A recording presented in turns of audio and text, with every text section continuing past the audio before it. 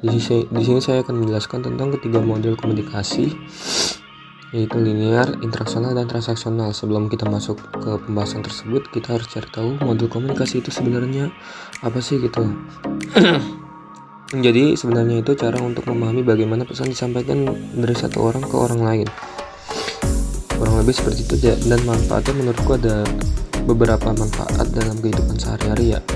Mungkin ada 4 gitu dari pandanganku sendiri. Seperti yang pertama, biar mengerti cara nyampein pesan. Terus yang kedua, menghindari salah paham atau miskomunikasi atau mispersepsi gitu dan sebagainya. Yang ketiga, menyesuaikan gaya bicara gitu.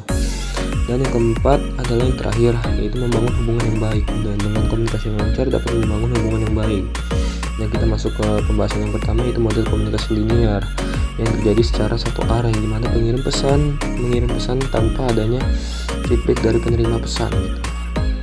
Pakar ahlinya itu adalah Claude Shannon dan Warren Weaver yang mengembangkan Shannon Weaver pada model 1949 pada model tahun 1949 yang biasa disebut sebagai model matematis komunikasi. Mereka memandang komunikasi sebagai proses satu arah, yang dimana pengirim dan mengirim pesan melalui saluran ke penerima pesan gitu tanpa adanya feedback gitu. Kurang lebih seperti itu. Contohnya seperti kita menonton TV gitu ya. Menonton TV tentu kita hanya dapat menerima informasi tanpa bisa memberi respon langsung, kurang lebih seperti itu ya. Dan yang masuk yang kedua yaitu model interaksional yaitu komunikasi terjadi secara dua arah, ada pengirim dan penerima yang bergantian memberi respon. Ini seperti percakapan tentunya ya, kurang lebih seperti percakapan yang dimana memiliki jeda atau waktu tunggu antara pesan dengan responnya. Pakar ahlinya yaitu ada Wilbur Schramm yang mengembangkan komunikasi interaksional pada tahun 1954 yang memperkenalkan konsep feedback atau umpan balik gitu. Kurang lebih seperti itu. Dalam model ini pengirim dan penerima bergantian peran sehingga komunikasi berlangsung dalam dua arah gitu. Contoh itu seperti kayak karyawan yang mengirim email gitu kepada manajernya, tentu manajer tidak langsung menjawabnya langsung.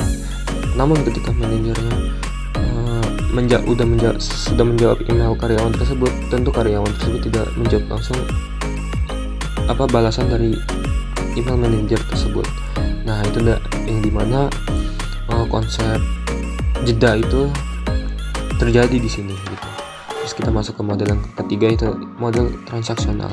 Sama seperti interaksional, namun ada perbedaan, yaitu di sini tuh komunikasi terjadi secara dua arah yang terjadi secara langsung gitu. Yang dimana pengirim dan penerima pesan bisa bertukar pesan secara simultan atau bersamaan. Jadi mereka bisa saling memberi dan menerima pesan sekaligus tanpa jeda. Itu sebagai perbedaan dari model transaksional dengan interaksional.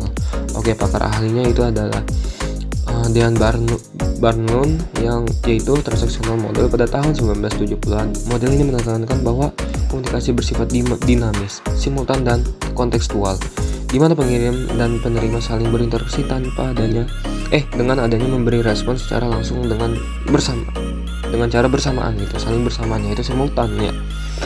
Sebagai contohnya yaitu saat ketika kita ngobrol berdiskusi dengan teman kita sendiri ya, kita bisa saling berbicara dan memberi respon di saat yang hampir bersamaan. Kurang lebih seperti itu dari ketiga model komunikasi, itu linear, interaksional, dan transaksional.